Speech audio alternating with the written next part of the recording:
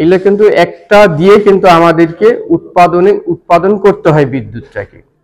কিন্তু সৌর বিদ্যুতের যে বিষয়টা হচ্ছে, এটা আল্লাহ প্রদত্ত একটি জিনিস, যেটা প্রাকৃতিকভাবে, যে এই যে সকাল থেকে আপনার বিকেল পর্যন্ত এই সূর্যের মাধ্যমে বিদ্যুৎটা উৎপাদন হবে।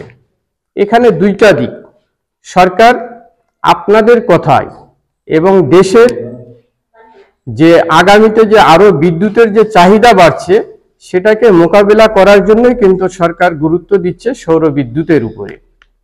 এখানে দুইটা দিক আছে। একটি হচ্ছে, আপনি যদি সৌর বিদ্যুৎ উৎপাদন করতে চান বা আপনি যদি স্থাপন করতে চান, তাহলে আপনার দুইটি লাভ আছে। একটি লাভ হচ্ছে যে আপনি সম্ভবত এটা একটা সমিতি ভিত্তিক বা সমিতির মাধ্যমে এটা পরিচালিত হবে।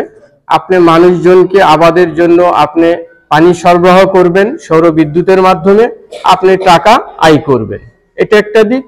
আরেকটা হচ্ছে যে আপনি এই বিদ্যুৎটা আপনার যে চাহিদা, এই আবাদের এই চাহিদার অতিরিক্ত যেটা উৎপাদন হবে, সেটা কিন্তু আবার সরকারের কাছে কিন্তু আপনি বিক্রি করতে পারবেন।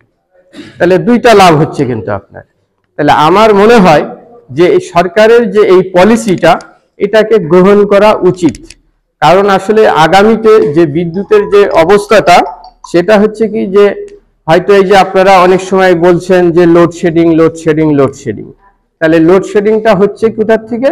আমাদের এখানে বড় পুকুরিয়া তাপ বিদ্যুৎ কেন্দ্র, যেটা হচ্ছে কয়লার মাধ্যমে পরিচালিত হয়, তার কিন্তু একটা ধারণ ক্ষমতা আছে।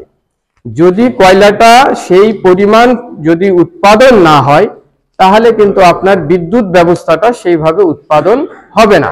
তাহলে একটা ঘাটতি যখন পড়ে যায়, তখন কিন্তু এটা একটা সারা দেশে একটা নেতিবাচক প্রভাব পড়ে, একটা চাপ পড়ে। সেই সময় আমরা লোডশেডিং এর আওতায় পড়ে যাই। এটা হয়তো আমরা অনেকে জানি, অনেকে জানি না। হয়তো অনেক সময় বলে যে লোডশেডিং হচ্ছে, এটা হচ্ছে, আসলে করার কিছু থাকে না। আপনারা অনেক সময় পল্লী বিদ্যুতের লোকজনকে হয়তো একটু মানে ওই রকম ভাবে বলেন, নেগেটিভ কিছু বলেন, আসলে তাদেরও করার কিছু থাকে না। এটা সম্পূর্ণ সরকারের উপরে নির্ভরটা করে। আজকে এই জায়গাটাতে একটা সরকার সুন্দর